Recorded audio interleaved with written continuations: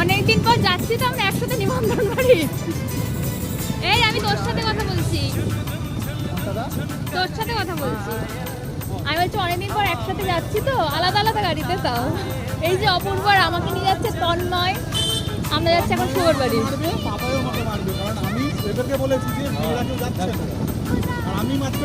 মেয়েরা এরকমই তৈরি হয়ে যায়, সঙ্গে সঙ্গে রেডি।